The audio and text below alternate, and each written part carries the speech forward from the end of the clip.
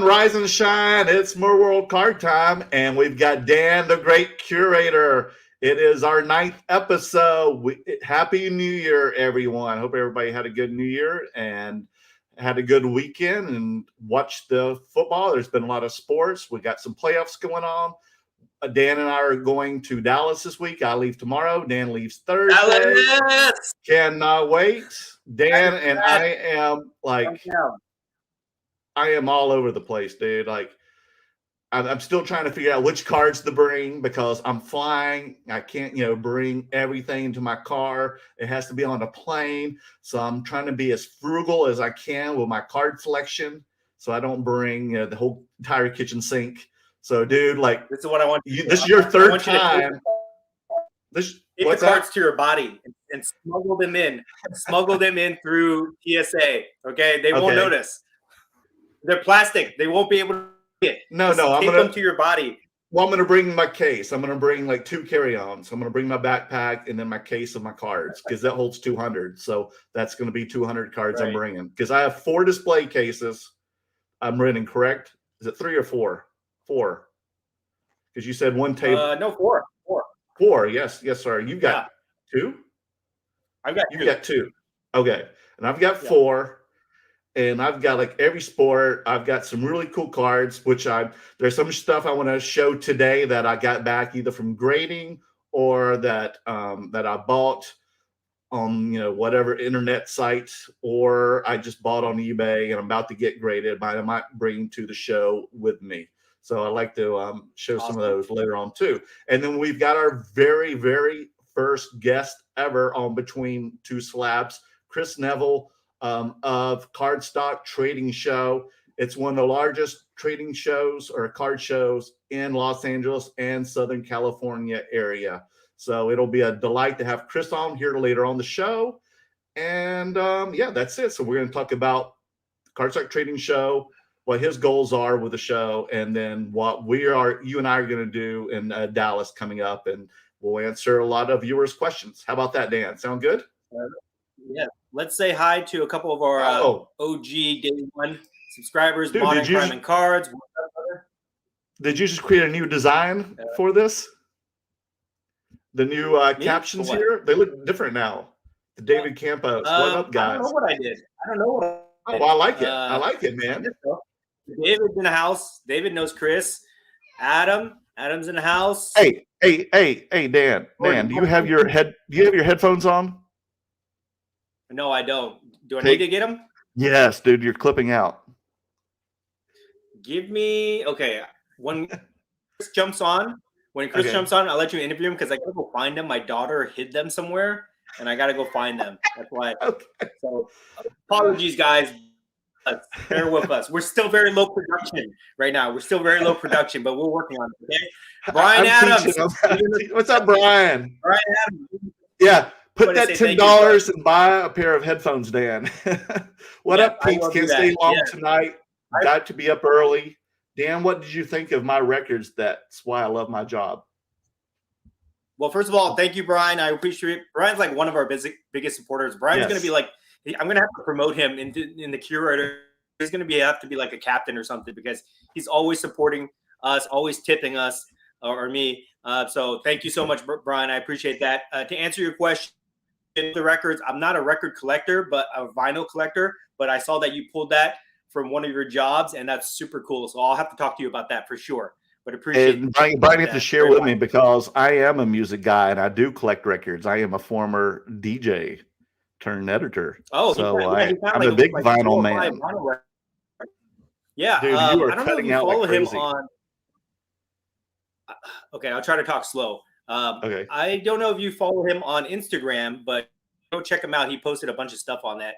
Okay, will do. Let me say hi to the rest of the guys, and then I'll bring in Chris.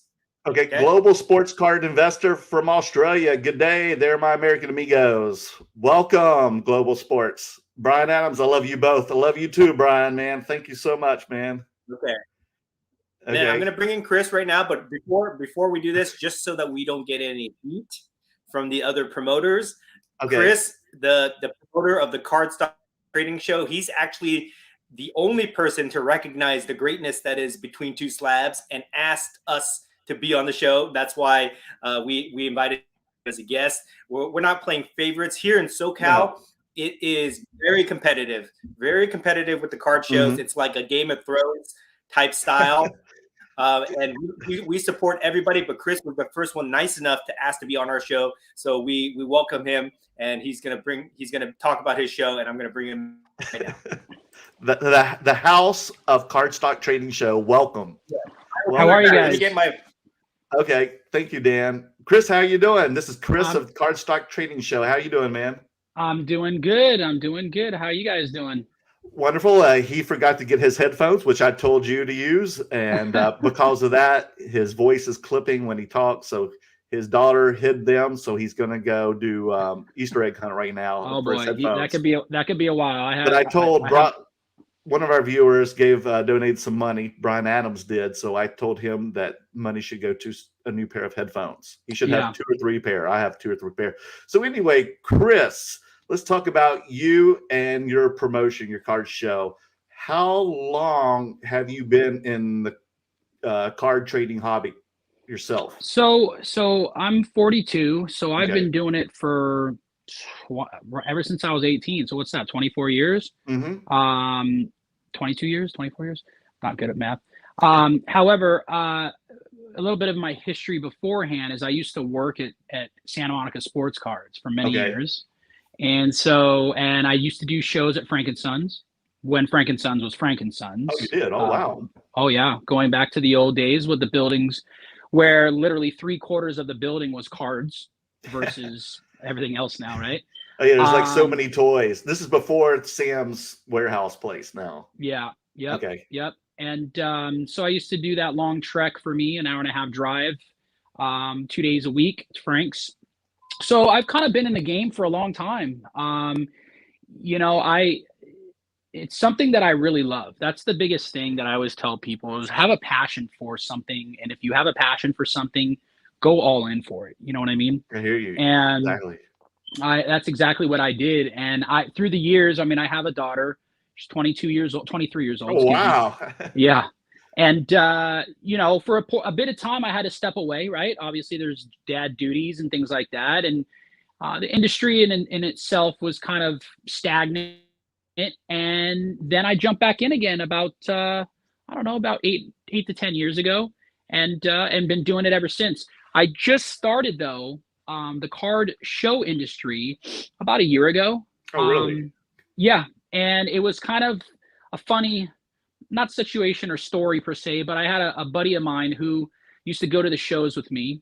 And he basically said, there's not a lot of shows in Southern California right now. There's a couple, but there's not a lot. And, there's only a couple of card shops. A lot of the card shops were kind of going out of business, right? Mm-hmm, mm-hmm. And he said, maybe, you know a lot of people and you have a lot of connections still. Maybe you should just throw something together and see what happens. So I literally did that. Our first show. Did you attend the first show outside? When was that one?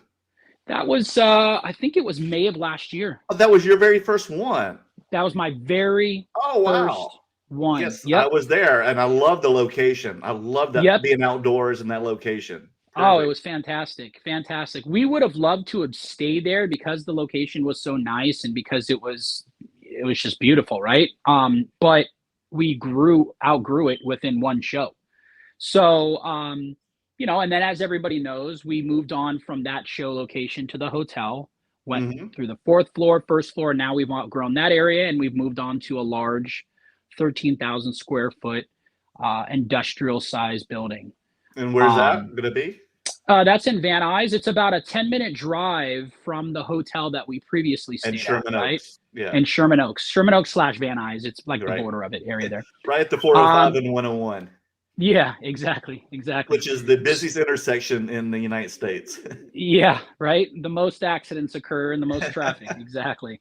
But yeah, this is our first grand opening show, January 29th and 30th, as you know, and as everybody else may know or doesn't know. And, so far we've had a really good response with people.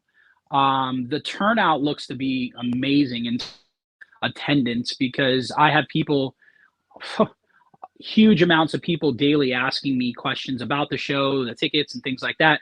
But even on the vendor side, we've got right now, I don't have the exact number in front of me. I know we just sold a couple of tables today, but I think we're right around 280 vendors already. 280 vendors. 280 vendors for the Saturday, and a little over 200 and maybe 10 to 15 for Sunday.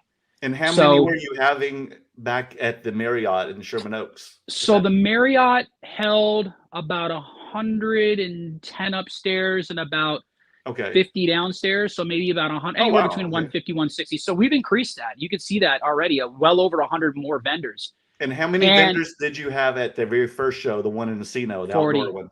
40. Just 40, that's it? 40. God, it seemed like there was more than 40 for some reason. Yeah, it was spread out. It was maybe 45, we'll say tops, but it was spread out as much as we could. But I mean, it's just crazy to think. My wife was telling me the other day, she's like, can you believe that just last May, right around my birthday, that we were just throwing something together for the sort of the fun of it, right? It wasn't supposed to turn into anything like this, I guess, is the best way to approach it. Let me rewind a little bit. I'm a banker by trade. I actually do business loans. I've been in banking for almost 17 years, 16 and a half years. So this was, my side thing, right? Like this is my hobby, my love. And it's taken off so much that, you don't want to leave, you don't want to put all your eggs in one basket, but it's done so well that we may potentially move this to something even bigger. And I may step away from my job at that point, potentially. Really? Yeah. Wow. So we'll see how it goes. I'm getting a lot of sponsorships reaching out to me, things like that. But it's just amazing. Like I was saying with my wife, it's just amazing how fast and how wonderful it's grown. And as I always tell everybody, we don't grow without you guys, like the vendors and the people that attend and things like that. So the support of the vendors, the support of the people attending, the support of the promoters, the marketing people, all that kind of stuff. Everybody that's on my staff, we couldn't have done it without anybody, you guys, right? So it's just amazing. We just sit back and think, like, how did it even get to this point? Like, we love it, don't get me wrong, but we're just amazed, absolutely amazed. Now, I also noticed that you also have a huge full, like, stacked or stocked concession stand area too, like a vendor stand. And I think I see your parents always working in it, correct? Yes. Your parents working. So we're changing that up now. So no more me running around delivering pizza, things like that, right? But what we've done, what I wanted to do, I have a lot of ideas, as does everybody, I'm sure, right? But one of my ideas was to really highlight some new and exciting food vendors, right? Mm-hmm. But not bring in too many so that they can't do well for the show itself, right? You don't want to inundate people with 10 different types of tacos. That's just not going to do it, right? Yeah. So, we've got a taco guy that's setting up there. And we picked and choose who we wanted for this. So it wasn't just a random, like, oh, let's just grab this person. We really kind of screen them. We want them to have the good vibe and feel of the show, right? We want this show to not only be a show, but an event is what I keep calling it. We got a taco guy.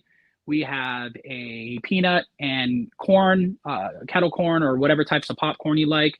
We've got a shaved ice, like Hawaiian ice. I know it may be a little bit cold, but still, people love that stuff. And then we've got the dessert. Like a hollow. Yeah. Oh, yummy. Yeah. Yep. Oh my that'll God. be there. Okay, I'm gonna get you 10 pounds at your convention, Chris, at your show, man. You'll be at the food lines. Oh my God. More than you were at the table, right? And then we've got a wonderful lady that does, or girl, that does breakfast, but also does for waffles and breakfast and all sorts of stuff. But she also does desserts too. So we've got it all covered for everybody. Live DJ, we're gonna have there. Oh wow! I heard the door slam, so maybe he's found them. No, I haven't. Sorry, guys. Oh boy, you have to bear with me. See, Chris, this is what happens when you don't have headphones. No, when you gave me the list of what to get, I jumped on it immediately. I mean, I had the earphones, but I went and got a tripod and so on and so forth. So But yeah, Yeah. we're really making this, and Daniel, I know that you didn't hear most of it, but we're really making this an event. We want to make it a spectacle. I know eventually some of the ideas that I've had, even from Daniel, we want to have something together within the show that is more like an art exhibit almost with cards, you know, really displaying some beautiful cards, some rare cards, things like that. Of course, we've got security on hand, so no one has to worry about that, right? We've got some armed guards. You know, we're really making it a full event, and I think that it's important that people realize that's what separates us a little bit from the other card shows. And no disrespect to any of them, I love all those guys. I mean, I get along with everybody, I hope, right? But you know, we're trying to do it a little bit different. So, but one other thing I'll add to this show that's a little different is, you know, the sports card and non-sports card and comic and all those, that industry in general, it just seems to mesh really well with the sneaker and apparel industry. And so I had a lot of people reaching out to me even prior to my last show in November, asking me if they could actually set up with their sneakers. I saw some, I don't know if you guys were at the Pachanga, or at least I know Daniel was. There was a couple of people set up with some shoes and some other stuff. So you know what? We entertained the idea. We thought about it. And we said, you know what? We're going to make it about cards, right? Because that's what the shows are about. But we're also going to mesh in a little bit with the sneakers because it makes sense. People can kind of, you know, relate to both. And so far the turnout's been good. We've had a good amount of people reach out for sneakers as well. So I really think that it brings excitement to the industry. I think to the hobby. I think it brings another flavor to the show, and it'll definitely bring more people. Last thing I'll tell you, and I know I said last, but we just signed Rikishi, and I know that he was at the Diamond 9 sports card. Rikishi, but we just got of the WWF, WWE. Rikishi of the WWF, and that's the first of many because I talked to him on the phone yesterday. Super, super nice guy. And he's going to work on some more WWF guys and girls and things like that. So you came to the right channel. You came to the right show for that. So we're will he be signing autographs, or can he wrestle? You know what? Actually, it's interesting. I don't know about the wrestling part. I mean, he probably will throw down if he has to, right? But he's definitely signing autographs, signing T-shirts, all sorts of items. But you know, when I talked to him yesterday, I didn't realize this, but his wrestling academy, right? That he does which if you follow him, you can see it. That they held live events and things like that. It's right up the street from the show. So what we're working on potentially is we're working on a show later on in the year that could be a show / you move over to that venue and actually get to see some wrestlers attend at his location. So that's kind of cool. Chris, you know? Do you mean the location where your show's going to be, or where Diamond 9? Okay. No, in the Sherman Oaks Van Nuys area. Okay. His location is right. I mean, he said it's not far away at all, maybe a few minute drive. So we're going to work on something like that. Yeah, I mean, like we're trying to change it up and do all different types of things, you know, for the show. Try to keep it exciting all the time. I love it. But that's kind of where we're at. And also, Chris, I have a question. Correct me if I'm wrong, but I think that weekend is the conference championships for the football NFL. Are you going to be screening those?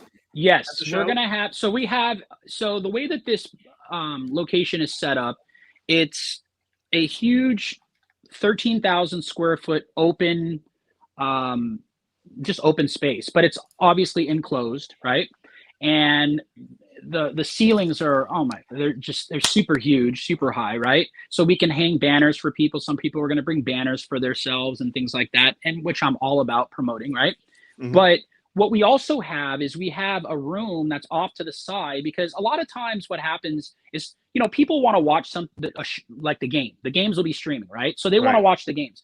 But it's a little difficult to hear it or to watch it because, you know, things are going on within the show. So what we have is we actually have a separate lounge area where there's couches and chairs and things like that, and they can eat in there and whatever, and scream and yell and get excited, or hopefully no fighting or anything like that involved, right? But they want to gamble between themselves. That's up to them. But we have a lounge area for people to sit and watch the show, sit and watch the games. So yeah, we'll have that live stream. on that Sunday. I don't believe, are they playing on Saturday or Sunday? I think it's going to be on Sundays. If it's the championship, then there'll be 2 games that Sunday. Okay, so we'll have them going all day at the show. So yeah, absolutely, people can see that from the show. Now We've got. I missed it, Chris. How many tables are going to be there? So right now we're approaching 300 vendors already, and that's for Saturday and Sunday. We've got about 215, 220 almost vendors.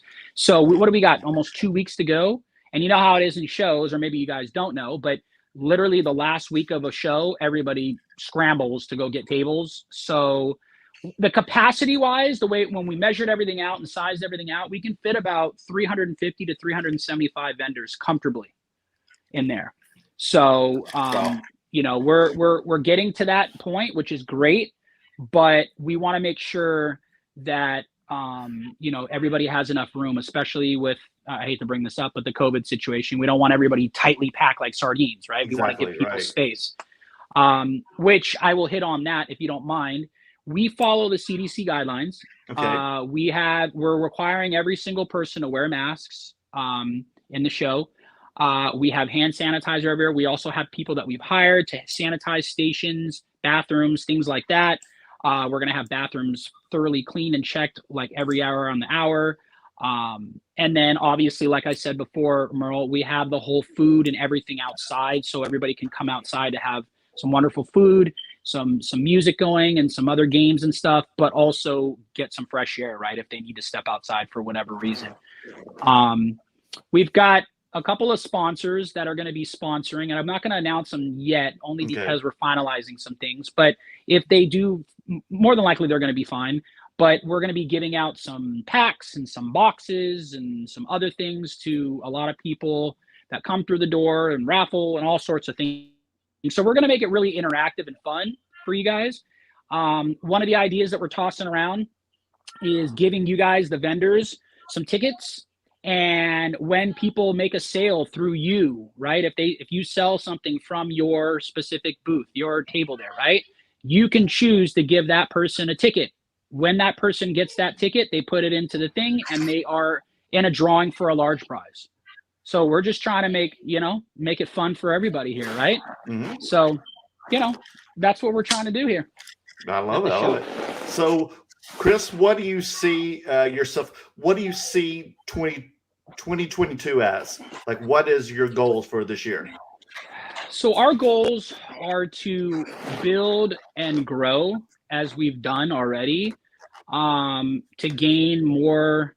I would say even gain more sponsors. But really, we want to do some unique things, like myself and Daniel talked about something unique where we do, like we talked about with the cards being sort of like an art, something along those lines. Okay. We want to try different types of shows where maybe it's not a 2-day show, but maybe it's a one-time VIP type of show where, people are invited to, and it has, maybe we only have 50 dealers, but of those dealers, they have cards that people have never seen or just rare, nice, expensive, or even maybe not perks too expensive, but expensive enough where it's in their personal collection and maybe they want to display it or maybe they want to sell it, whatever the case may be. I have a potential to get some pretty big autographed guests to come out, beyond wrestlers, right? Okay. So that's something we're looking into, if it makes financial sense and if it makes sense for the community too, right? Mm-hmm. But just growth more than anything. Wherever the ladder takes us, growth-wise, that's where we're ready to go. That's kind of the best answer. Yeah, how much are tickets? Yeah, how much? $3. $3. That hasn't changed. Yep, hasn't changed. That's it. $3. $3 in and out the door for $3. Actually, if you go both days, it's $5. Oh wow! Okay, great. Yep. Discount for going 2 days. Wow. 2 days, a discount for 2 days. I love it, man. Yeah. So, Dan, do you have any other questions for Chris? Or shall we get the viewers to ask some questions to Chris? I think he covered most of my questions. I mean, anything I have would be like questions from a vendor perspective. I think most of our listeners or followers would be people who are actually attending the show. So maybe we can just open it up for questions from them. I highlighted one right here from OC Sales. Chris, what is your most prized card that you have? Oh, you're gonna do it to me, huh? Of So course. my, I so mean, I'll tell you're you in what the my, hobby as well. You're not just a promoter, but you're also I know, yeah. enthusiast. I'll tell you my. Let's see I'll if he's tell you- legit. Yes, exactly. I'll tell you. So I'll tell you what was my most prized card, and then I'll tell you what is now my most prized card. My Okay, most I prized love it. card was a pristine 10 Tom Brady Bowman Chrome rookie refractor. Unfortunately, Refractor. yeah, the refractor version. When did Refractor, you not the acquire base. that? When did you? Many years ago. I'm a Okay. big Tom Brady fan. Okay. Big Tom Brady fan. So I actually, I'm going to say my most prized possession or prized piece is actually not a card. I've got some pretty big cards, some expensive cards, but my prized piece is a Super Bowl helmet signed by the whole New England Patriots team when they won, when Darrelle Revis was there. So we've got Belichick, Gronkowski, Brady, all that. And it's obviously authenticated and everything. And I purchased that at a shop in San Francisco the year they won the Super Bowl. I think it was a couple of weeks before they won, actually. And that's my prized possession. That thing is like, that is a prized possession. It's actually right back here. You can't even, I don't know that you can see it. You see the glass case there? It's hard. I see a lot of pull stuff. it out, but it's back here. We're moving a lot of stuff This is around all in shiny. here. That's why. I mean, I have a lot of my jerseys. Okay. I've got. Yeah, I see some framed jerseys back there. Yeah, I've got everybody that you can name frame jersey wise. Jordan, Ronaldo, Messi, Oh wow. Gretzky, Brady. Wow. Oh yeah, I have all those guys. And then I've got all the bats of all the big stars now, like Acuna, Soto, all those guys. I'm a big autograph guy. I love cards, of course. I mean, if I turned around and showed you my wall of cards, it's kind of disgusting. It's growing so much, right? So I assume football is your favorite to collect. No, it's not. No, what is actually not. No, baseball and basketball. Yeah, football. I really Brady's my man, but Jordan is also. I grew up on Jordan. Right. Me too. And I mean, most people did, I would say, in some ways. And so when I collected, so I've got an '86 Flair Jordan PSA 9. Mm-hmm. I had a 10 at one point. I guess that's another story. But the other thing I have, I guess, this would also be my prized possession, is I've actually got an '86 Flair PSA 9 set is what I have. So that's kind of my on the basketball set PSA 9. Whole set PSA 9. That's awesome. Whole set. Awesome. So wow. I'm in awe. Yeah, I mean, I've got some nice things, but I really highlight that helmet because, when I got it, my daughter was with me. She's like, "Dad, you really want to spend that kind of money?" And I'm like, "Go in the other room." It's something that you make a decision like right then and there. Like if you walk away from it and it's gone, you're gonna regret it, right? So I jumped on it and I didn't. Value wise, I didn't care what the value was, right? It was the piece itself. And, I don't know how many are out there, to be quite honest with you, That's a true collector mentality right there. Yep. I know, yes. I always say, like a lot of people say, buy what you like, right? That's probably the most important thing. If at the end of the day, if you bought something that you enjoy, it doesn't really matter what the value of it is, right? So, obviously you don't want to go into financial hardship and debt for something or stuff, which I've seen a lot of, unfortunately. But, if you like it and you can afford it, buy it. You may not see it again. Now, what's your guys' set up at your own show? No, you know what? A couple of shows ago, I stopped setting up because it was too difficult for me to set up and to help out run the show. And I like to be really interactive. You guys know. When I go and meet all the vendors and meet all the people and that attend the show, that's who I am. I enjoy being around people and talking to people. So it's too difficult for me to have a table and try to sell there, as well as going back and forth. I even had somebody watching it before. Unfortunately, they sold some of my cards at the wrong price, so I can't blame them for that. But yeah, I decided a couple of shows ago to ditch that and just concentrate on you guys having the best show you can and everybody attending, enjoying it, and having the best show they can as well. So, and Chris, have you gotten into any like non-sports or wrestling or anything like that too? So I have I have some wrestling. I have, you know what? Somewhere in a box, somewhere in my garage, I have some of the old original top Star Wars cards. And I just saw, we were talking about this last night, that a Luke Skywalker PSA 10 just sold for like over 50 grand. And I know that I have some of those. Ooh. I don't know what I'm imagining the condition's halfway decent or good, that are sitting in a box in my garage. So I've got to pull more of that stuff out. But it's interesting because I see Daniel all the time getting precious metal gems, and I had a lot of that stuff. You know, we got to remember, if we rewind a little bit, like what we talked about, Merle, I used to work at Santa Monica Sports. There you go. Yeah. I used to work at Santa Monica Sports Cards, Todd Krosner. And at that time, he was probably the biggest sports card shop in California, but potentially in the US. He was very, very well known. I know he's still doing it now. So he kind of mentored me. But we had some rare cards that I have never seen even to this day. And a lot of them have gone to China or different countries. And so a lot of these precious metal gems I've had in my possession at different times in my life. But, you know, you move on, or you sell something, or you flip something, or you trade something. So, you know, I've got some stuff. I just don't know quite what I have. I have so much, I don't even know what I have sometimes. It's crazy.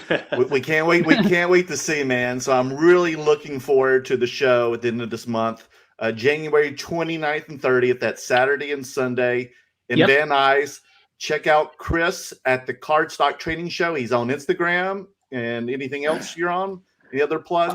I think he's got two questions too. I think he's got there's two questions. I'm sorry, Chris. I'm sorry. I'm jumping the gun here. Absolutely. Let's answer some of the guest questions then. OC sells online. Any out-of-state vendors setting up? If yes, how many? So I don't typically ask people if they are coming from out of state, but I do know that we've got some people coming from Texas, which is interesting because you guys are going to Dallas, right? I've got some people coming from Indiana, New York, Arizona, although that's not that far, but Arizona. But not everybody always tells me where they're coming from. Most of the time they'll ask me if they're coming from out of state. They'll say, is there any hotels local or something like that? So that's actually one of the things I need to do tonight or tomorrow, is actually post that on Cardstock's Instagram, some hotels. But yeah, I mean, I don't know how many, but we've got people coming in. So, and typically they're doing 2 days, because they're not going to come in for the one day and, you know, and just leave. And the other question they have is, what is the parking situation like there at the new venue? So it's really good. So the parking situation is parking on the streets, right? Which sounds bad, but it's not. But also the businesses that are local in that area, a lot of the industrial buildings, they have already said that we can park in their parking lots.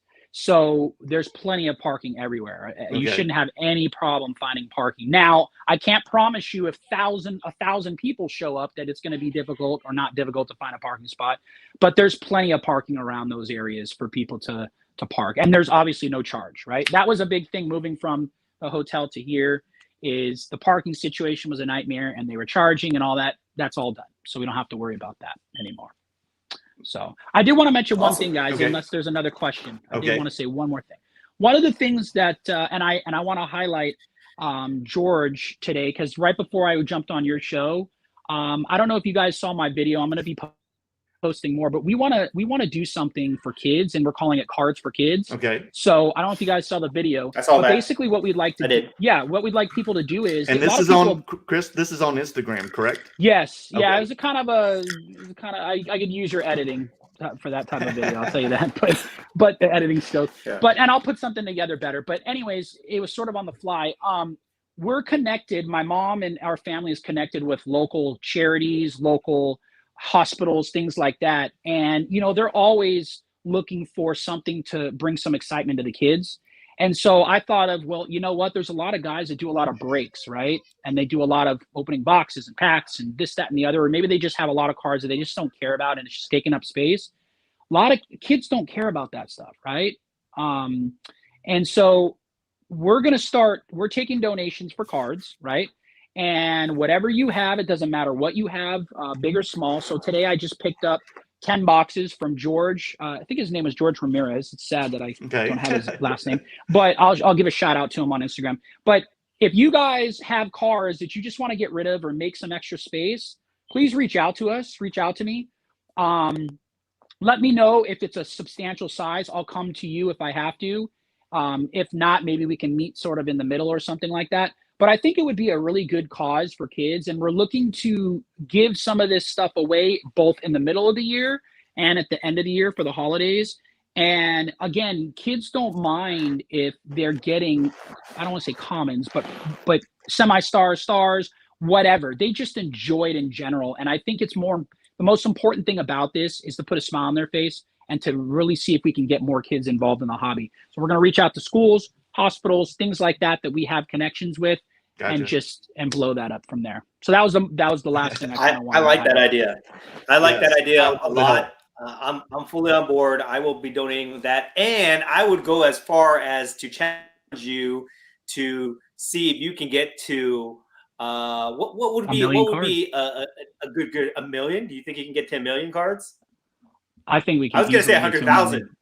No, I think we can easily get to 1 million cards. With the amount of people that break cards now. Yeah. I think so. If we get a good couple breakers in there. Let's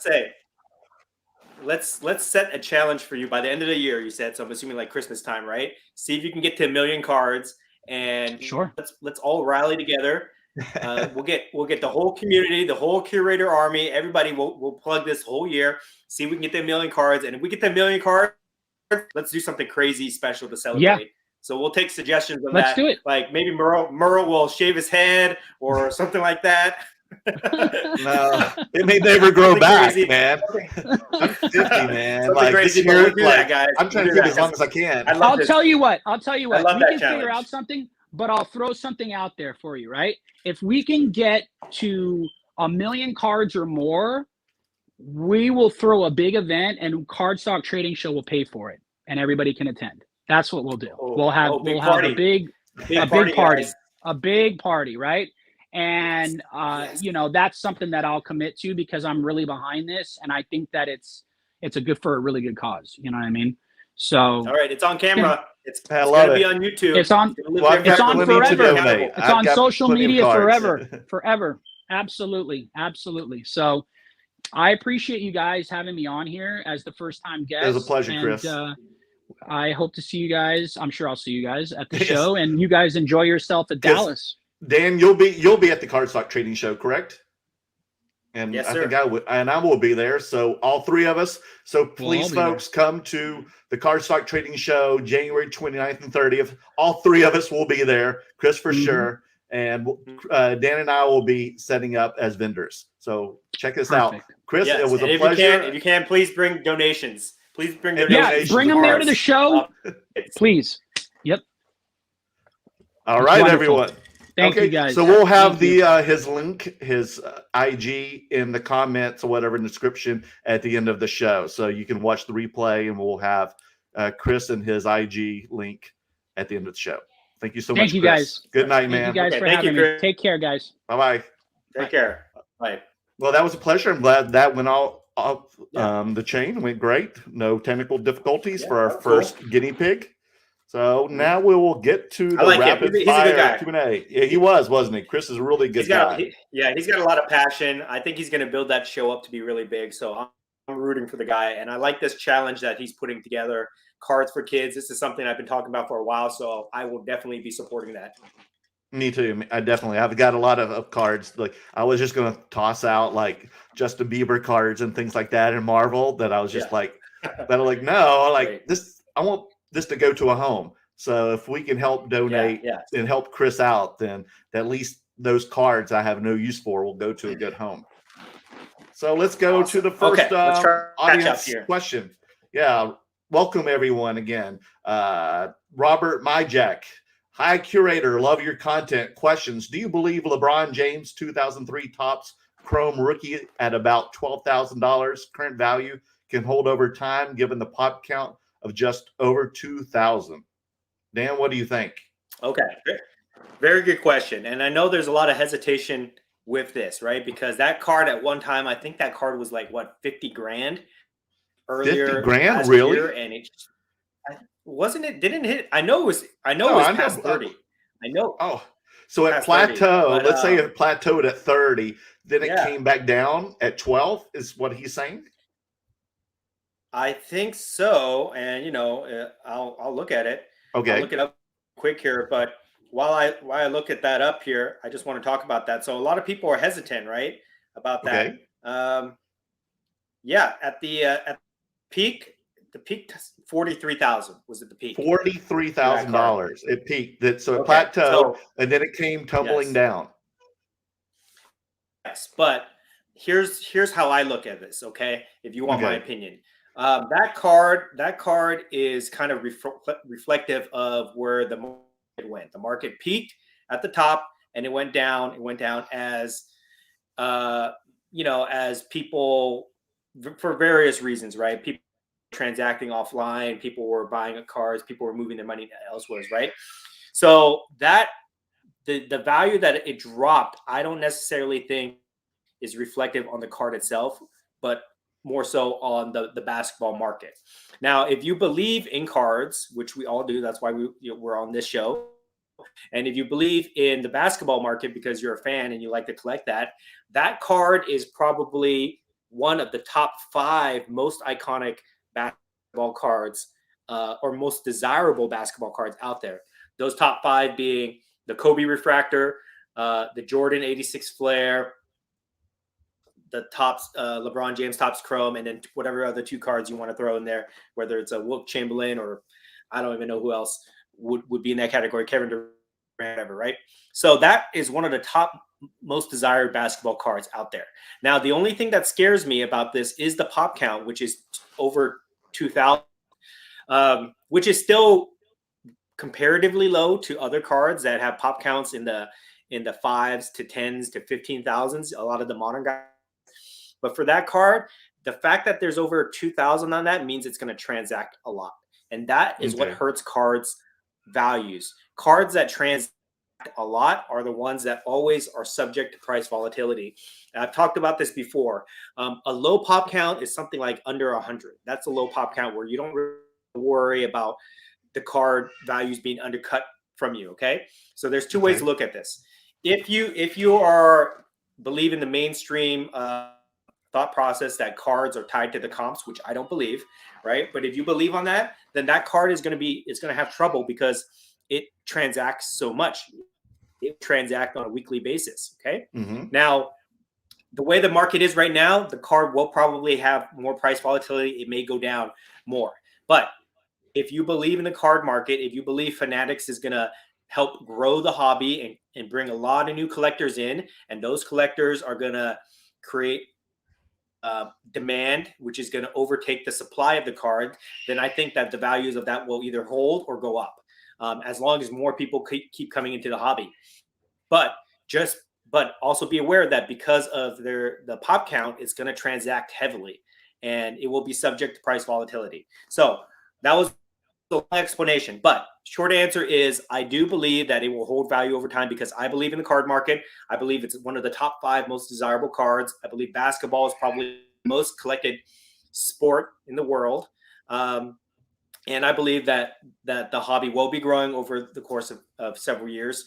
So I believe in that card. If I had a chance to own it, I would. I think that if it's at 12 right now, that's probably a really good price, unless it could go below that, honestly. But I think that if it hovers around probably $10,000 to $12,000, it's probably a buy for me. Sounds good. Anything to add to that, Merlin? No, I just learned a lot from you because this is something I did not know about that much, and that was a new thing to me. Right.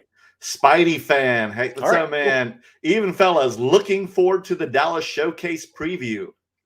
I am looking forward to it as well. Now, what's the Dallas Showcase preview? Is that the Thursday night, Dan? Since it's your 3rd time, and this is my 1st.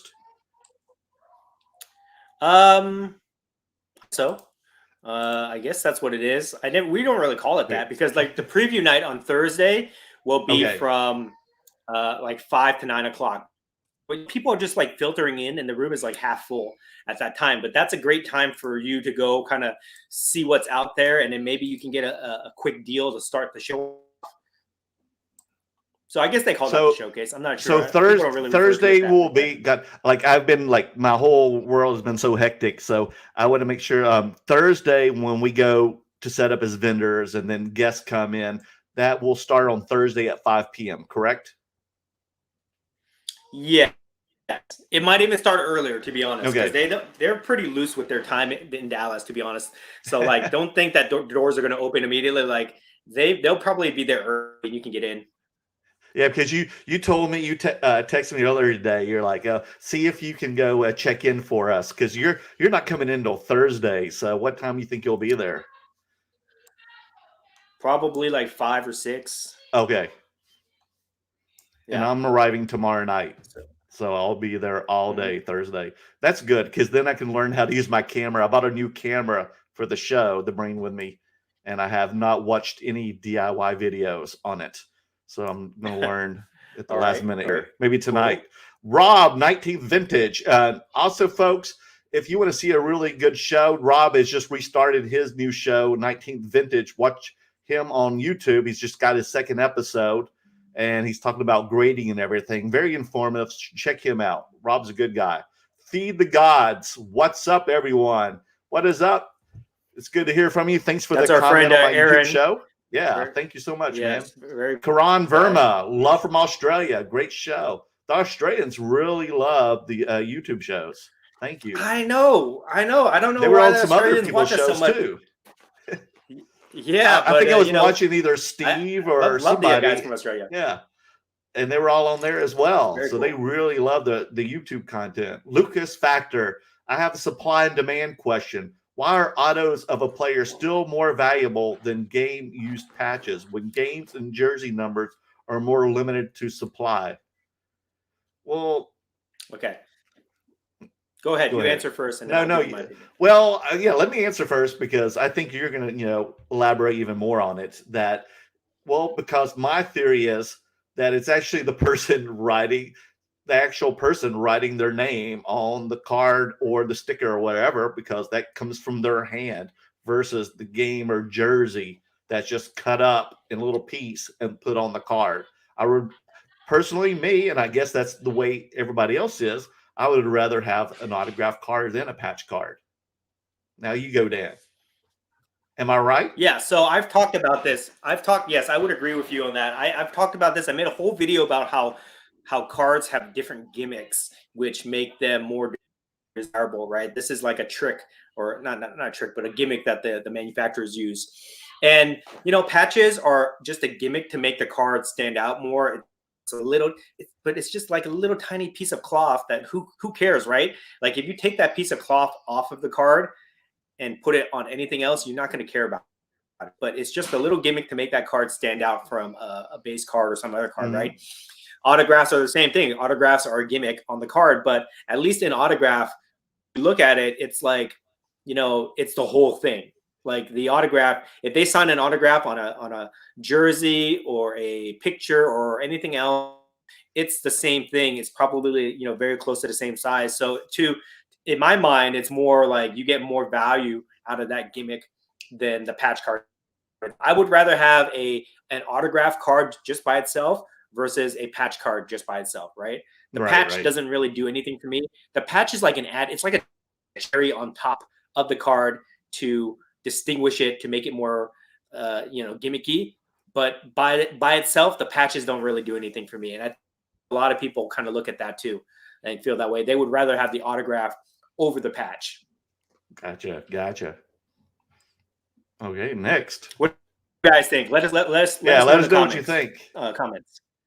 Modern crime and cards. It's why gold refractors out of 10 versus green refractors out of 5 have odd price gaps. People love gold. Correct. Yeah, I think he's commenting on the autograph versus patch discussion here. Whereas, people just have preferences. The manufacturers, they'll try to get us to follow the different gimmicks, but people always have preferences to what they want, and then that's what separates these cards in value. What else we have here? Let's see. Let us know if that answered your question. Okay, because I see a follow-up comment to that, Lucas. I see a follow-up comment to that, but I just want to make sure that we answered your question. Brian Adams, you just left another $5. Brian loves leaving the money. Sorry, got to go, but we'll watch the rest tomorrow. 4 a.m. comes early. Have a great night, everyone. Talk to you later, Brian. Brian's a big tipper. We love Brian. We love Brian. Let's see who else we got here. Karan Verma started buying heaps of Skywalker and Ric Flair signed cards. Bloody good investment. Definitely. I'm buying. Okay, you can't go wrong. I mean, if you're investing in wrestling cards, Ric Flair's like one of the top guys. If you're investing in Star Wars, Luke Skywalker is one of the top guys. So you cannot go wrong with that. Definitely. Yeah. Luke, Vader, Kenobi. A lot of those guys. Mm-hmm. Matt's in the house. Washington State in the house. Good to see you, Matt. All right. He's clicking through. David, Dan, what are you drinking? I'm drinking a mixed cocktail myself, but probably my favorite spirit. I always plug it on our channel here. Blinking Out Distillery here in Santa Ana, California. So check them out, guys. I think you can order these online, but they're pretty good. I love it. Now, Dan, how many Ric Flair cards do you own yourself? Because you got the belt and you got autographed framed picture behind you. So I own, honestly, I don't own any Ric Flair cards that are valuable or graded. I've got a bunch of common cards from like WCW, like in the 90s. Like I don't count that stuff. That's just like common base cards. I don't own any currently. I had a Ric Flair autograph. I traded it away. So I remember that. I don't own anything, but I am looking. Oh no! I take that back. I have the set, the Transcendent 25 card set, which I have yet to open. So I've got the Transcendent set. It's 25 cards, but the one I'm really looking for, the 1982 All Stars Ric Flair in a PSA 8 or 9. Yeah, I'll probably get a PSA 9 if I could find one. Now I had that card. No, that was the All Star card. Okay, and how much will that one go for? Currently, I think it's valued right around over 4,000, like 4 to 4,500. And that is the one also that has like the count, like Hogan and Andre. Yeah, it's like a pop count like 55 or something like that. PSA 9. It's considered his rookie card, and it's hover around $2,500. I think that's very undervalued right now, to be honest. Definitely. And he's not getting any younger. Mervyn Flores, I've been eyeing a PS. Oh, what did he say? I lost that. I didn't get to see it. Oh, Joseph Gomez. Okay, sorry. Yeah. I've been eyeing a PSA 8 of Topps Chrome LeBron rookie. Just hesitant to pull the trigger. It's hovering around 1,500. Good to hear that, Mervyn. You can never go wrong. You can never go wrong with LeBron. You can never go wrong with his most iconic rookie card, which is the Topps Chrome. Unless you're trying to flip it, I think that's a good time. Good buy right now. I mean, it could hover because the pop count on that is high too. So, it will hover with the market as the market goes. But if you're going to buy any type of card, that would be the card I would go for. Okay, what we got next here? Through these comments here. Let's get through some more. Joseph Gomez. Any prospects you feel are undervalued? Well, like he said, just Ric Flair. I'm sure there's many others. I'm not a prospector. No, I'm not a prospector, so I don't believe in you guys, right? I only buy guys that are proven or very exciting to watch. So I'm not a prospector, but I'm not the right guy to answer that question. But if anybody in the chat has some thoughts, please leave a comment. Tommy Rogers, I like the name. How does CSG play into Fanatics? I know Fanatics stabbed cards already, but Michael Rubin invested in CSG when Blackstone did, same time. And I think it kind of mentioned that to you last week, Dan, that I'd heard about that as well. And if they were going to do any kind of, collaboration. Well, I mean, I wouldn't be surprised if they did, especially if he's part owner of that and he tried to push it, because I know the thing that's holding CSG back, besides their labels that nobody likes, is just the fact that they don't have market share, right? They don't have any credibility compared to those other companies. But I mean, if you know what they are, if you know that they've graded comic books for years, and they're very established in terms of grading. They have like 10 different divisions where they grade like comic books, coins, currency, cards now, trading cards, and sports cards. So they're like a legit company, and they're not going anywhere. They've got plenty of resources and funding to continue for a while. I could definitely see them collaborating with Fanatics in some way where they're maybe get more advertisement or something like that. So I think that could be a play as long as they stay consistent, with their grading and everything like that. But, only time will tell if that happens. Be interested to and find I think out. one of our guys, David gets a lot of cards from CSG. So maybe he can put a comment in there for us. Yeah, and I think also Rob of 19th Vintage, he's been sending a lot of his stuff in, like tennis cards he had of the Williams sisters to CSG that he's been showing on his show. Money Mike. What's up, Money Mike? What up, guys? Sorry I'm late. It's okay. We just had a guest on just earlier. Hey, Dan is sitting on a pot of gold with a PSA 10 Jordan Nike promo, just selling for $66,000. Is that the one you have, Dan?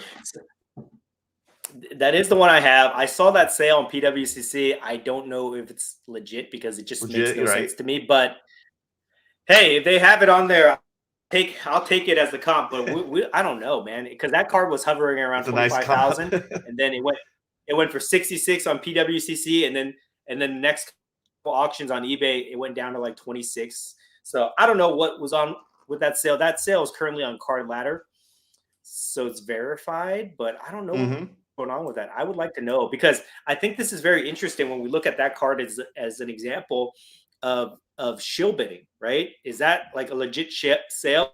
Was it shill bid or something like that? I think a lot more attention needs to be paid to that transaction and see what's going on. Yeah, no, take a screenshot of it and see that the serial number on the slab and see if you see it back up again. Yeah, Mike was telling me that card was actually it had like some sticker from PWCC which designated it like top 5% in eye appeal or something like that. Which I've talked about this before. I think is a total gimmick that these companies use to create artificial value. But I don't know. I don't know if somebody actually paid that much for it. But I'm definitely keeping an eye on that. Maybe we need to do a little bit of research and maybe table this to next week or a couple weeks when we'll see if that transaction is still listed as legit. Okay. Joseph, what's the goal for Dallas? Flip, buy strong, or hold? Sell. I want to sell a lot. Not hold. Yeah, buy and sell. I want to trade. I sell. I want to come back home to LA with less cards than I went to Dallas with. That's my goal. Yes. And maybe a couple, of goodies that I've traded or bought, but just a couple. Well, basically, whatever happens, I will adapt to it. I'm just there to have a time, but I want to do a lot of deals, whether that's buying, selling, or trading.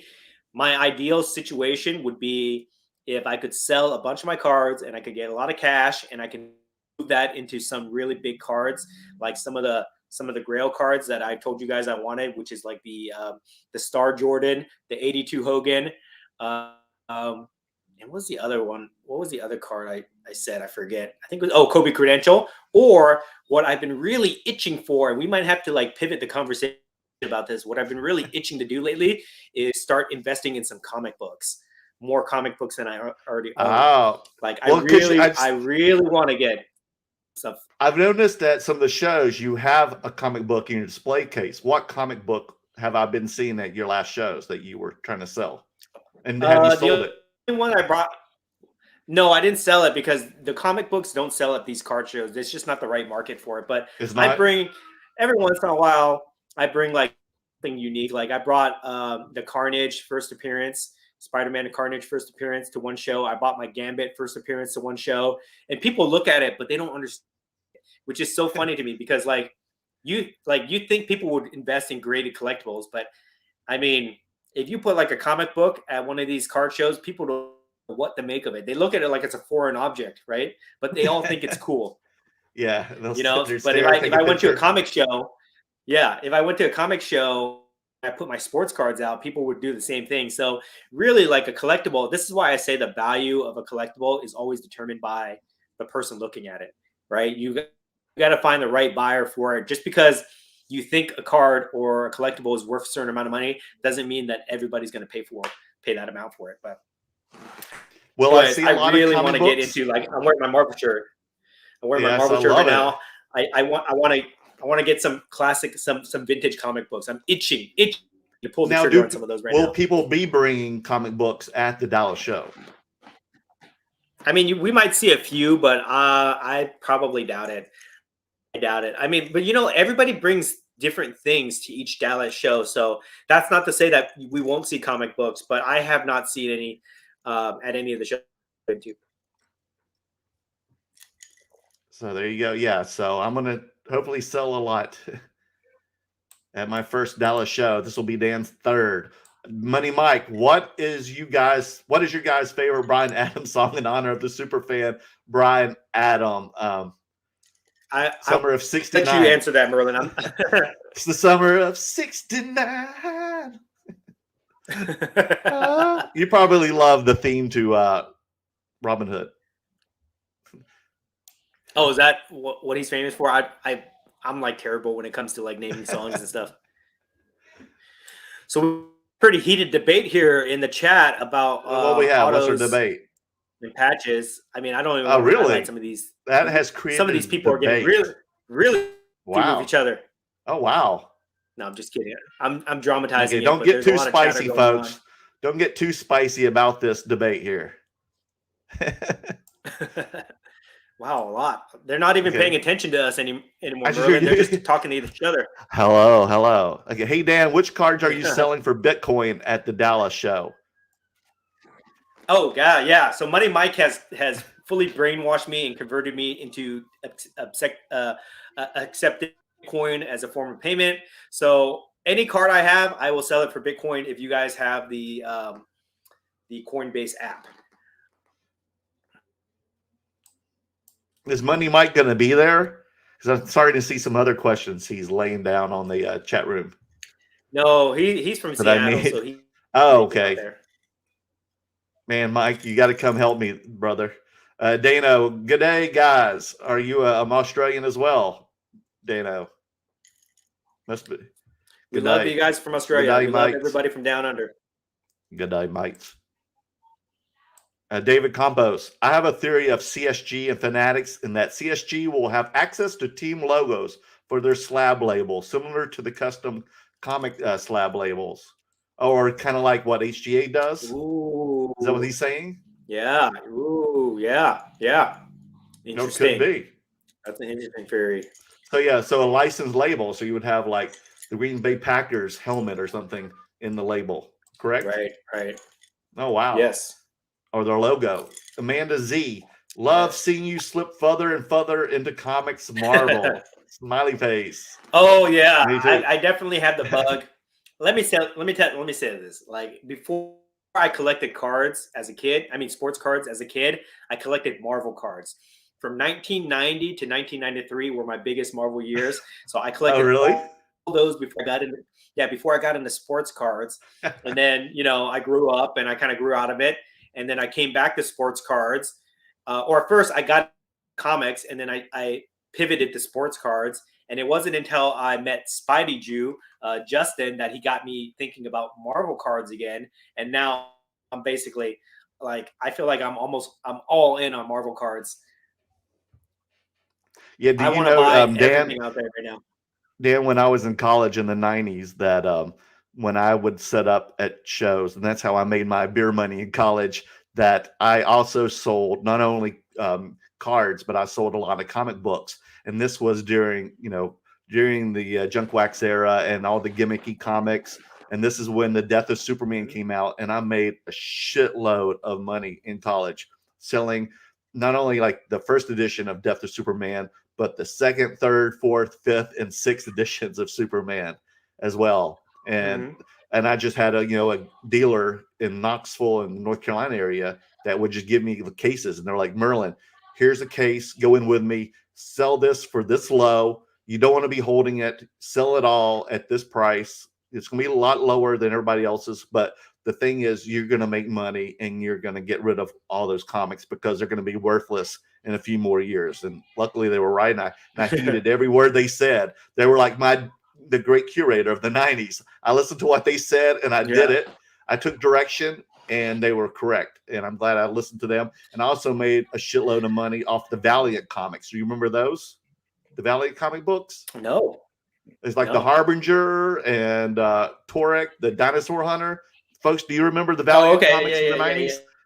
They blew up in the 90s, big time. I don't know how they do now. I don't know what the value are, but those were huge. You know, go ahead, Dan. Now that Amanda brought this up here, when we're talking about comics, like everybody loves Marvel. Everybody's buying Marvel cards, left and right. Yeah. How come nobody's talking about DC? How come nobody's like looking at some of the vintage DC cards that from like the 1940s to 60s? Those things seem like they're extremely undervalued for the type of subject matter that they have. Batman, Superman, things like that. I mean, I don't know. Doesn't that seem crazy? I was just looking at like some Superman cards from 1940 today that you could buy like PSA graded cards in different grades, right? But you can buy them for a few bucks. And they're just sitting there. Like nobody cares about them. Like it seems crazy to say that nobody cares about Superman. Nobody cares about Batman, right? I think at some point people are going to look at those and they're going to be like, wait a second, these things are super cool. So that might be an undervalued market to look at. Okay, what else? Who next? Mervin, have you guys ever purchased a card with a partner, like 50-50 on a card? Only if we knew we were going to flip it right away. And I haven't done that probably in 25 years. Dan, have you? Yeah. I have a couple times when I got into it with one of my buddies, and I didn't like the experience, to be honest. Oh no! When you purchase a card with somebody, when you purchase with somebody, it's like having a marriage. You got to consult with that person for everything, and to me, it's not that fun. Just because unless that person is exactly on the same page as you, there's going to be some disagreements here and there. So I personally I don't do that, but I know a lot of people who partner up and buy big cards all the time, which is cool. Like, but you just have to make sure that you're on the same page in terms of what you want to do with that card. Yeah, I don't want that to ever happen. Axel C, what up, guys? What's a PC piece that you never plan on selling? I think Dan, like everything always has a price eventually. Like you want to sell it eventually. I don't want to like die with it because then it's just nothing happens to it. Yeah, I would say all my uncut sheets right now are not for sale. Oh, really? So that's probably the things that I covet the most. Oh, wow. How about you, Axel? Let us know what yours PC is. Peace. Feed the gods. Shout outs to Dan for making me cave in and getting the Zion case. Oh, is that the slab case? Not the Zion Williamson case. Really excited for it. Ha ha ha. Yeah. Oh, so that case. I'm working. Yeah, I'm working to try to get a sponsorship with these guys. So if you guys end up buying any of these cases, please let them know that I referred you. Maybe that will help make their mind. Okay. If you want to hold out, if they do give me a sponsorship, I'm going to ask them to give me some type of code for the Curator Army where you guys can get like 10% off or something. No, don't let go of that bag. What makes it so special? I want to know right now. Well, this is a shoulder strap bag, right? Okay. All right, Zion, if you see this video, I'm giving you guys a free plug. Okay, you better sponsor me. But anyways, so this is a shoulder strap bag, right? So you have your hands free, right? Okay. But what's cool about this is that there's a little slab case. I mean, there's pockets and things that you can hold all your stuff. But this is the traveler bag where there's a little slab case in there. And you can put some slabs in there. Okay, gotcha. Right, so inside the bag. I mean, you could take it out if you want, but there's a special foam insert for this. How many slabs do you think fits in there? This is what I'm going to be using. 20. 20 slabs in that bag. Okay. Yeah. So I'm going to be using this for when I go to shows when I'm setting up, when I'm just walking the floor, I'll bring my 20 best cards because I don't want to have to bring my big case and lug it around. So this is like a more that's a lot easier bag. than like holding like a Yeah. case like this. Like, oh, my shoulder is killing me. I'm all like. So at some point, I will do a review video for this. But it's a pretty good quality. I'm going to test it out too. I need to test it out before I tell you guys about it.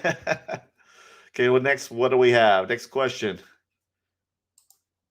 Jordan, to each of you, what is the one card you hope to see and potentially invest in at Dallas? You know what? I'm scared to say, but I'm going to tell you, guys, I guess. So you've heard it from Merlin. One thing I'm investing in is autographed Star Wars cards right now. I'm on the hunt for those.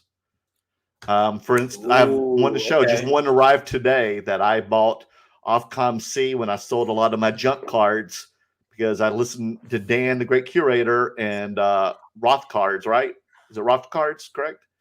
Said, like, just get rid of those cards you can't sell, get some money, and buy something that is a good investment. So this arrived today in the mail, and this is a Doctor Strange Upper Deck card autographed of Benedict Cumberbatch and Tilda Swinton. So that's really cool. I like that.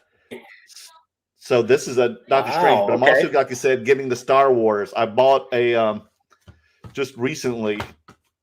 No problem. Where is it? You find it real quick. But I just bought a Darth Vader autographed card of Hayden Christensen as well as Darth Vader. That's really neat. Nice. That's a Topps card.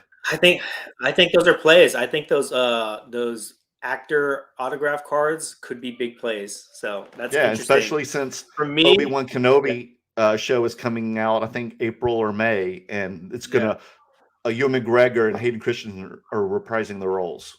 So that's what I'm looking for. How about you, Dan?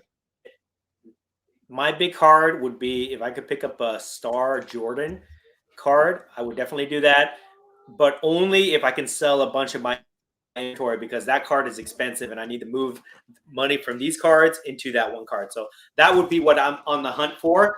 But definitely, if I get a chance to pick up any Marvel PMGs, I'm going to be looking for those. Oh, yeah. Your PMGs. Yes, you have to go for your PMGs, dude. You've been preaching that since day one. So, here's my Darth Vader card of Hayden Christensen I just got the other day. Nice. Oh, who's that? Is that your wife? All right. Let's try to. Yes. All right. Let me try to work my way through these questions, guys. Sorry, we're a little bit back. I sold one of these just recently, and I bought one again just recently. And this is a PMG red. This is 2017 of Green Goblin. And Willem Dafoe does a great job as the Green Goblin. So those are, I feel like, popular too. Amanda Z, vintage DC is getting slept on. I agree. That's what he was just talking about. I even think vintage Marvel is still slept on, believe it or not. I still feel like it's underpriced. How about you, Dan? Do you feel the same way?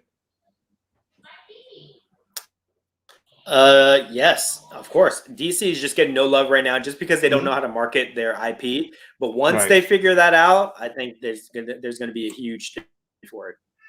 M2 Fast. I haven't seen this guy with the BMW logo. I am considering buying a 1968 Nolan Ryan. Should I buy the O-Pee-Chee or the Topps? Pop status of O-Pee-Chee versus Topps is about 1 to 4.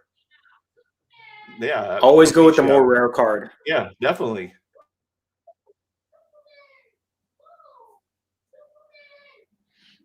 Next. Yay, Merle. Eventually, you'll have to sell that Luke and Mahomes RPAs. Eventually, yes, I will, Marvin. once Mahomes wins another Super Bowl or Luka gets in the championship. Shane Robert Moreland, best nickname in sports. He hate me. Remember him? Okay. You'd have to ask Chris Berman. Chris Berman was the king of making nicknames. Yeah. I would probably go for. I'm going to go with Kobe Black Mamba. I think that's Black Mamba. Okay. Yeah. Or I would like Dominique Wilkins, the human highlight. The human highlight. That's a pretty cool one. Yeah. Dr. J is a cool nickname to have. Money Mike. Merle, are you moving your Luka Mahomes cards for a 52 man on Dallas? Not yet, Money Mike. Not yet. I'm not going to bring those cards because they're at PWCC and I didn't ask them to ship them. And I'm just too little nervous right now to bring those out. Let me do my first show there and let's see how it goes. M2 Fast. Dan, do you have any Airbnb in Big Bear?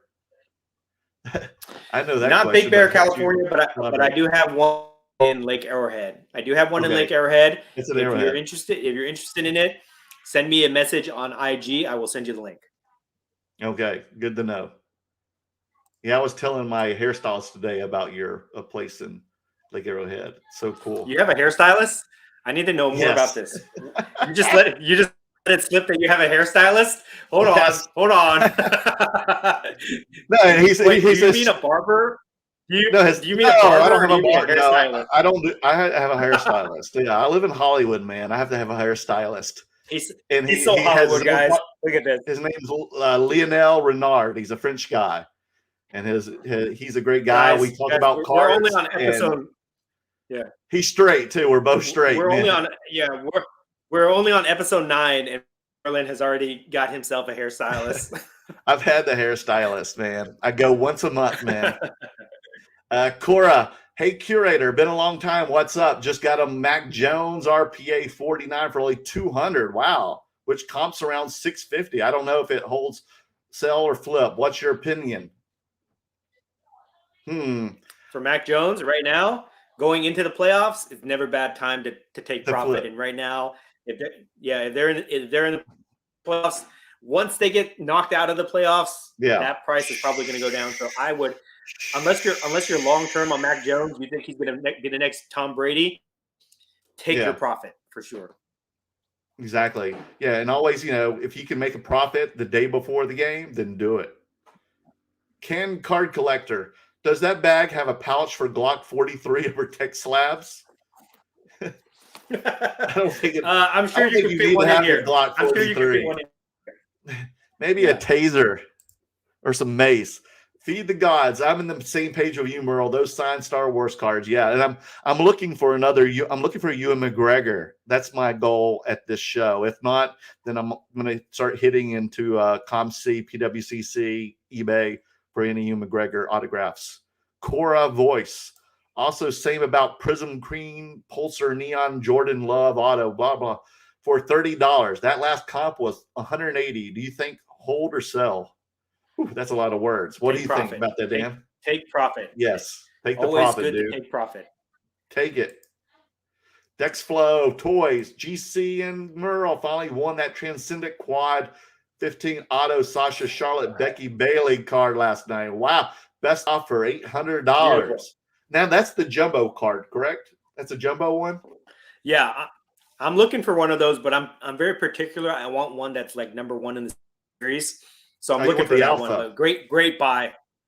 Yeah, I want the alpha of the series. That's a great buy. That card is going to be special someday for sure.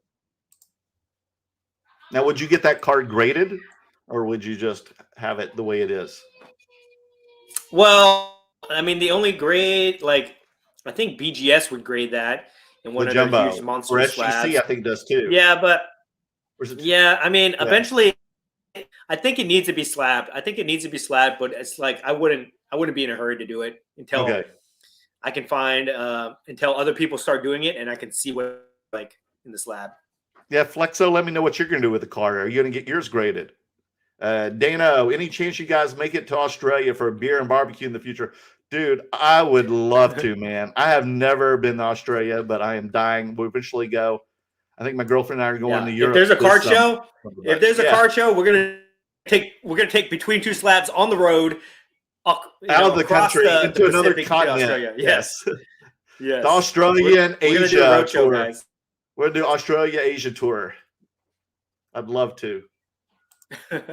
Money Mike, Dan, I'd go half with you on a Star 101 Jordan if you need a partner. Now, that's a good question. We'll talk about it. Dan. So, Dan, you are on the prowl for Star 101. Is there any particular ones you're looking for, or a particular grade right now, like your first goal before you go to like a PSA 10? Are you just looking for a PSA or a BGS 2? Because PSA doesn't even do Star 101s, correct? Yeah, they won't grade them because of they can't tell if they're counterfeit or not. So only BGS grades them right now. No, 10 would be, I don't even know if a 10 exists. Right. A 9.5 does exist out there, but those are super out of my price range. I think that I could probably afford like a 6 to 7.5 in that price range. So whatever I see available, I'll try to go for it. But they're 100 cards because from a 6 to 7.5, those are going to be like $10,000 plus. They and are. Their centering is all off. Yeah. Oh, they're pretty bad.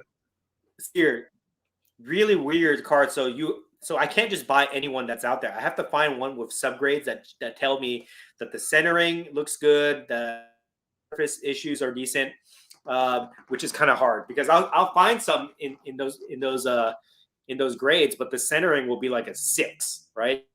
It's like totally off centered. It looks really weird. So that's what makes it very, very difficult to hunt for. Hugh, hey Dan, do you collect WWF and WWE action figures? I guess he does. Do I collect? Yes. Do I collect? I think that's an understatement. Big time. Look behind him. He's got a belt. Look at the thing there. I used to collect toys. I just pulled out the closest. Do you collect them? Oh, it is Flair. Look at that with the robe, the belt. He's got some different hands, everything. Yes. So, I do collect figures, but I just sold a whole bunch of them away because I'm trying to get out of the figures right now, just because I'm trying to consolidate my collection, which is a great segue. I just got accepted to Whatnot. Okay, I just got accepted to Whatnot, and I did the Whatnot onboarding, and let me tell you, these guys are serious. Like, I thought this was just like eBay, right? Like you get an account, you can post at your leisure. I just did this 45-minute onboarding session with them. Hey, I don't know if I'm allowed to tell you guys this, but I'll just tell you guys this in the chat because I'm sure nobody will find it. They put a screen up, and they put a screen up like a PowerPoint presentation, and they said, "This is your expectations. This is Whatnot's expectations of you as a seller. We want you to do a live stream 1 to 3 times a week, and you should be pulling $10,000 in sales a week." That's what their expectation is. Wait a minute. Clean my ears again. What did they say? $10,000. $10,000. They said that they said that a good seller, in their opinion, pulls in $10,000 a month. So they said it in like an indirect, sly way of saying this is your expectations because they get 8%. They get 8% commission off of that, right? So at any time, can they remove you off Whatnot? Or what if you don't make those expectations? I think they can. I think there's a quota that they put on us on this. I don't know. Maybe I just took it the wrong way, but I just went through that presentation, so I'm feeling like a lot of pressure now. I know, right? Oh my gosh! If you guys are on the Whatnot app, please add me because they keep track of all that stuff. They said they keep track of everything and they record everything and they monitor your progress. So if you guys are on the Whatnot app, please add me. I'm the Great Curator on there. If you guys have not signed up for an account, if you guys have not signed up for an account, I can send you a code where you get like $10 for free to spend. Yeah, can you also at the end of the show on the replay or your other future shows, because you also put a link into your description? Is that are you able to do that? Yes, I will do that. But and so just please try to support me. I'm going to do and they said I have to do it in 2 weeks now. I have to do my first live stream within 2 weeks. So I'm kind of freaking out because I have to I have to get inventory or something to sell. Now, do you know the date and time yet or not? Successful. Do you know I haven't determined. Yeah, I haven't picked it out, but I'm gonna be promoting it heavily to try to get people to jump into the room and try to buy stuff. Viewers, stand by so we can find out hopefully pretty soon when that date and time will be. Okay. Because I will be there. I want to see Dan sell $10,000 right away, off the bat, right from the gate. It's crazy, man. Boom. It's crazy. Bring your heavy hitters, I'm scared. man. I'm scared. Because like, let's just say I put this up here and I started off at $1. What happens if somebody gets it for $20? You know? Yeah, I know. What happens? This is like $1,000 card. I'm shit out of luck. That's what's gonna happen. Because they said that if I don't send the stuff to them, there's no way you can cancel the transaction. So once it's done, it's done, and it's like a huge gamble, you know. So I don't even know if I like it, if I like this seller format, but I'll try it because everybody's talking about it. I'll try it and see what happens. I haven't experienced whatnot whatsoever. I haven't downloaded on my phone, but I haven't participated in it yet. So I will probably going to do that when you first do your show. Right. Okay. Gracie, Kevin, what's up, man? What's up, Kevin? What's up, Merlin? Dan, hope to see you both this weekend at Diamond Eye. I'd love to see you too, man, but we're going to be in Dallas. Yes. We'll be at the big show. Cora, which actor who has played Spider-Man was the best, do you guys think? I mean, I think Tom Holland's probably one of the best. I like Tom Holland. Yeah. I mean, I also Tom like Holland Andrew Garfield too. I think from the he was good. To the oldest Spider-Man. Yeah.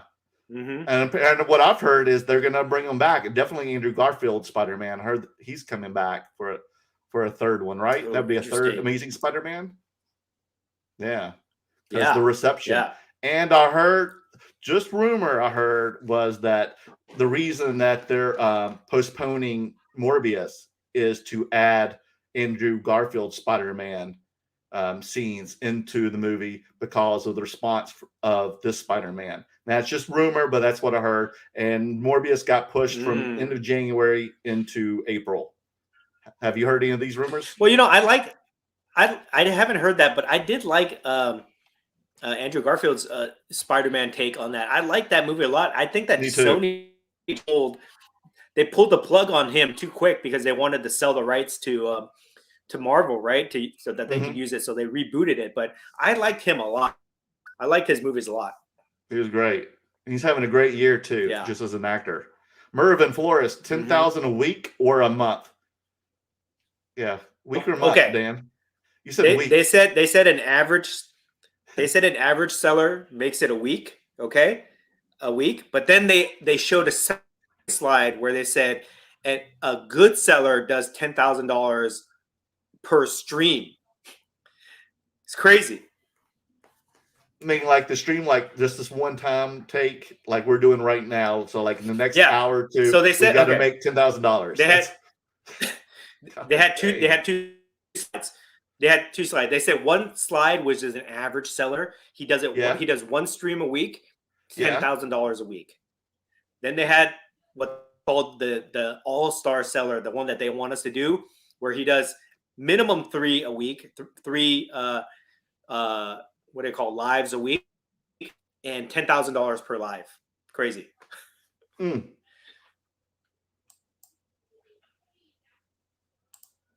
the gods. Thoughts on the app Alt for card auctions.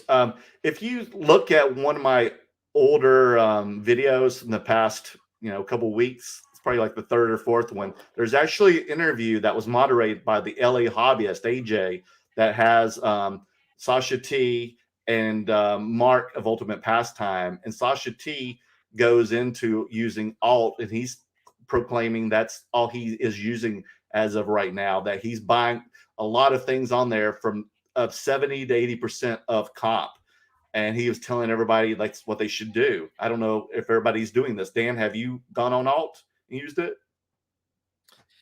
No, I have not. I mean, there's so many platforms, there's so many marketplaces that we can go on right now. It's really hard to keep up. And it gets to be almost addicting to the point where we're just like so many places to spend your money. There's just not enough money to go around. So I haven't even touched Alt yet. I'm on eBay. I'm on PWCC. I'm on Whatnot. I try to win auctions at Golden, and don't even get me started on Golden because I lost out on some. I have not even done Golden at all either. Yes. They went for ridiculous prices. I tried to win. I can tell you guys about this now. I tried to win. Okay, tell us. The uncut Dunk and Go basketball sheet. I tried to win that, and I was willing to go to $5,000. I was willing to go to $5,000 for that. And I know my uncut sheets. I know the values of uncut sheets. So I thought, okay, $5,000, that would be like a top a price for that. It went for like over $10,000, I think, with the buyer premium. It was crazy. I kept bidding on it, and some sucker kept like outbidding me. We went into extended bidding 3 times, like an hour and a half, and I was just like, forget it. I folded. I gave up at like $8,000. I said, forget it. What am I doing, right? And it just kept going up, and it went to like over $10,000 with the buyer premium. It was crazy. But yeah, there's that. And so like I haven't even looked at alt yet, but I guess if Sasha's doing it, I should look into it because, you know, who knows? There might be some really good buys on there. What's the term of people like us and the viewers who we're like going through every rabbit hole on the internet trying to find, you know, the best deal on a card, you know, and flip it or whatever. Is that called mining or what? I'm just curious. What would you call that? I'm mining. Oh man, I would call it that. I don't How know. about you?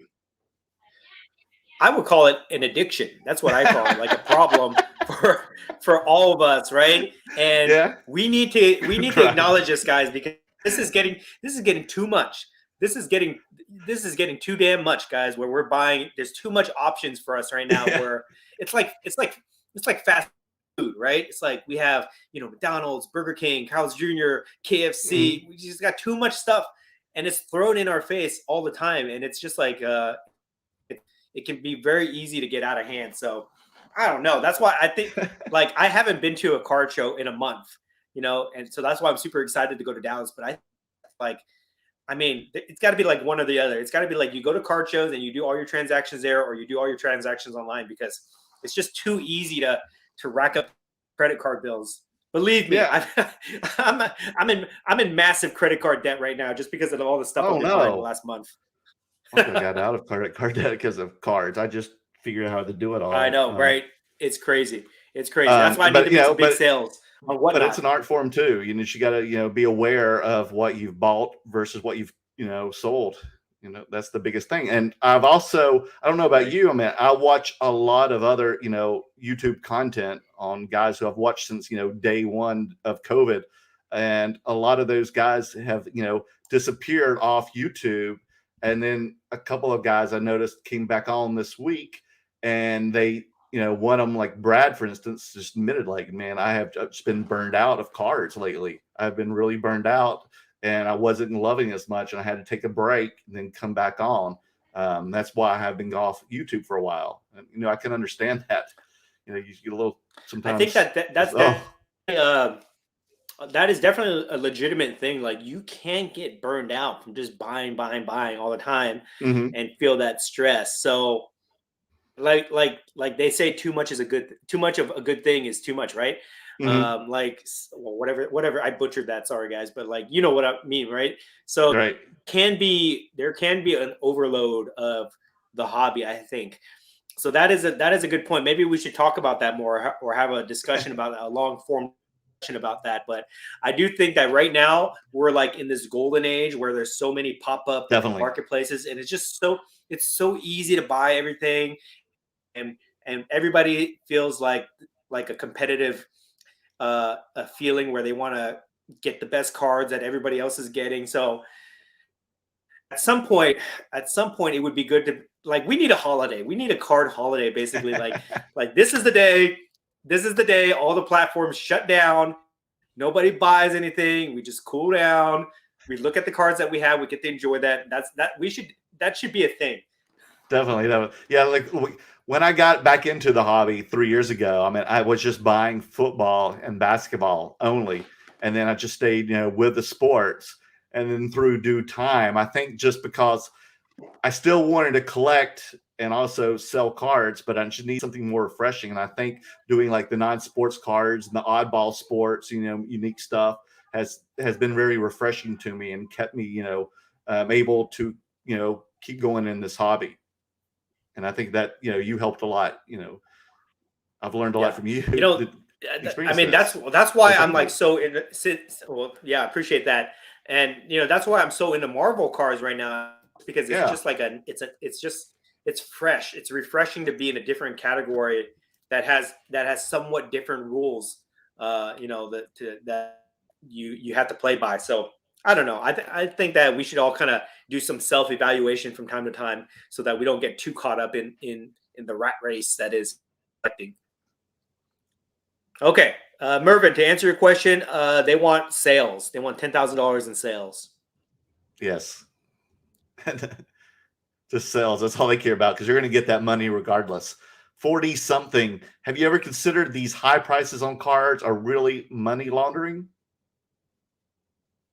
I bet I wouldn't be surprised if it was, because it would be very easy to do that for sure. It's a good way, yeah, definitely to disguise it, isn't it? If you were okay, I'm just speculating here.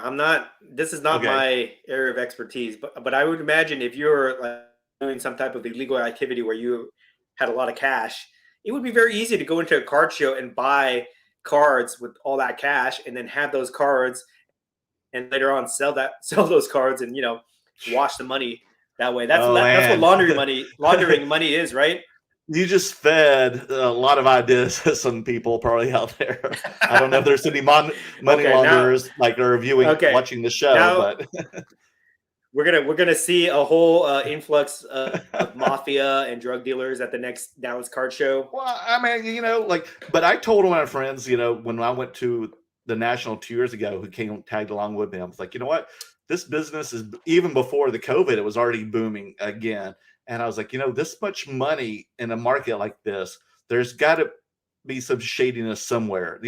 Bad guys are going to get involved sometimes, somehow. They want their money into it. There's good, there's bad. I hate to say, Yeah, I mean, and we're already seeing like con artists and bad actors in the hobby right now too. So it's only a matter of time before other people will get into the hobby, but what can you do about it? And I just saw that kind of like Sports Card Investor just posted, just in an email flash today. There's an article about why are all the card stores being robbed lately. And that was like one of our first topics on our first show, that a local card store was robbed. And apparently they're all getting robbed. That's the trend. Yeah. Yeah. So that's scary to me. I mean, like, I don't know. Like, I don't even like to be, because that scares me to be associated with that, because it's only a matter of time before they start moving towards the other low-hanging fruit in terms of people that they can attack, right? So there's card stores, and then what's next? Card shows where people transact with a lot of cash, or individual people that flaunt all the deals and they take pictures of all the cash deals that they do, and they can easily track them down. Or even content creators like you and me, they look for us, and then they might think that we have a lot of stuff. I don't know. It's scary to think about that kind of stuff. Yeah, you got to be streetwise about this stuff, guys, too. Right. Don't go flashing your money everywhere. Flea market mixtape. Yeah, just curator. Go ahead. Yeah. No, go ahead. I don't want to talk about it too much. I don't want to talk about that. Debbie Downer? You don't want to be Debbie Downer about it? Flea market mixtape. Curator, do you have any PC sports guys?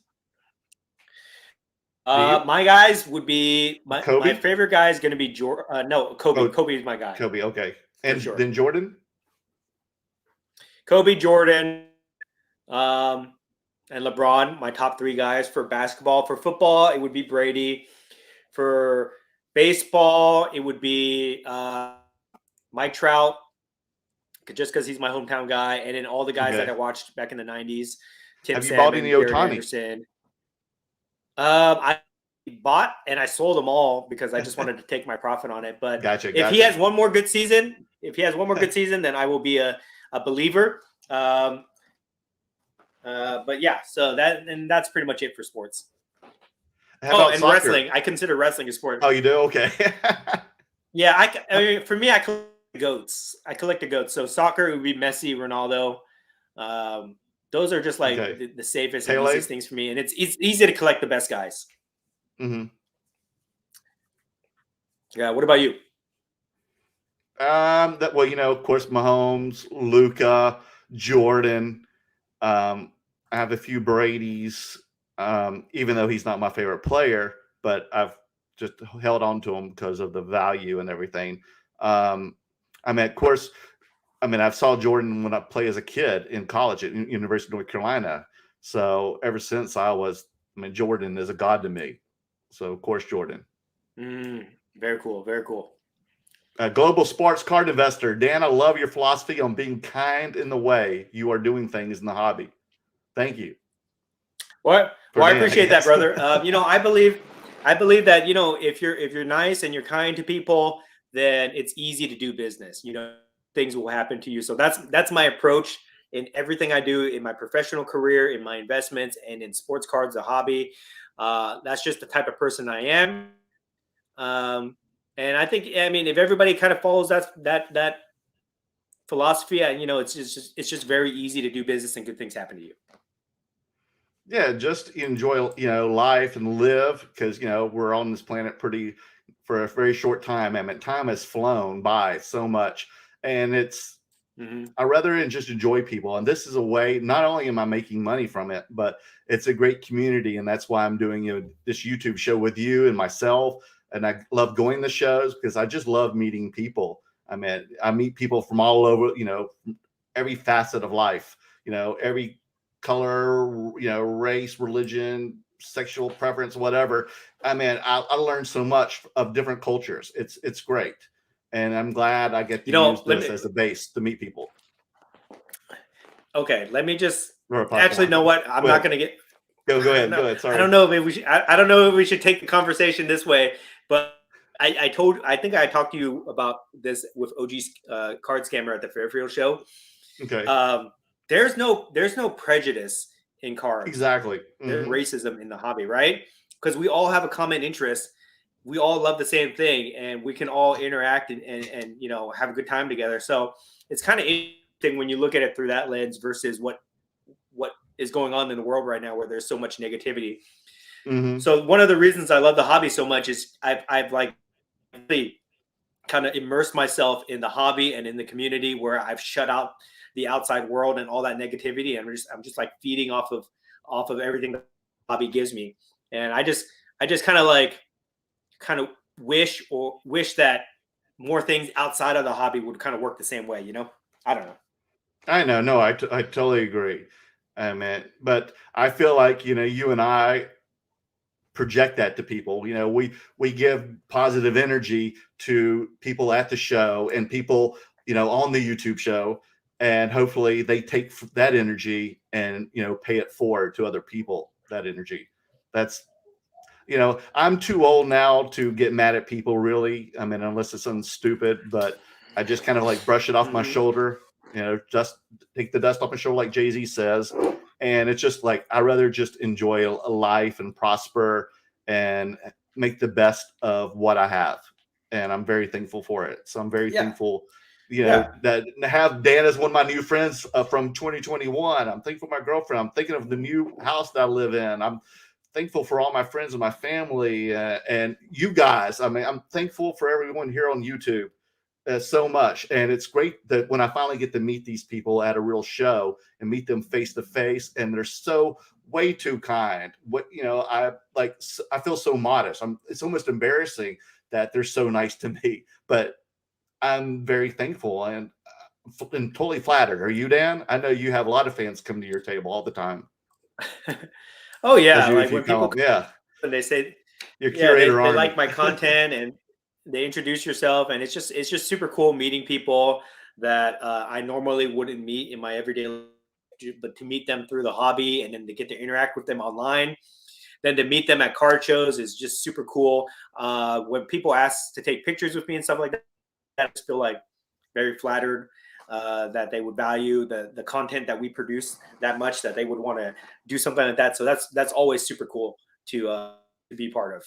Yeah, I mean, I just love people coming over at my table and just shooting the shit with me, as they would say. Just having, you know, casual conversations that they'll stay at my table for like an hour. Dan's seen them, but you know, I love to talk. Dan does too, and so definitely. Comment please about Zion Williamson's status, Dan. Okay, are you his doctor? I think let's. Well, I'll make this comment, and I think we'll probably wrap it up. That's a good note to end it on. If you guys have any last minute is just get him in. We'll wrap it up within the next few minutes.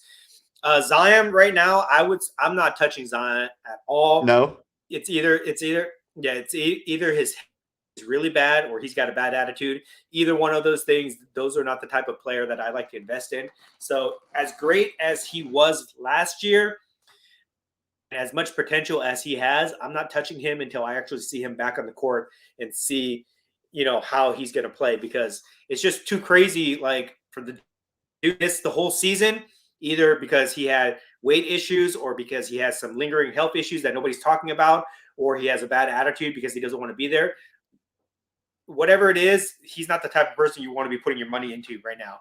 If you bought Zion cards leading up into the season thinking that he was going to be a breakout player, or you bought him during the season because his cards were down, you're in a world of hurt right now.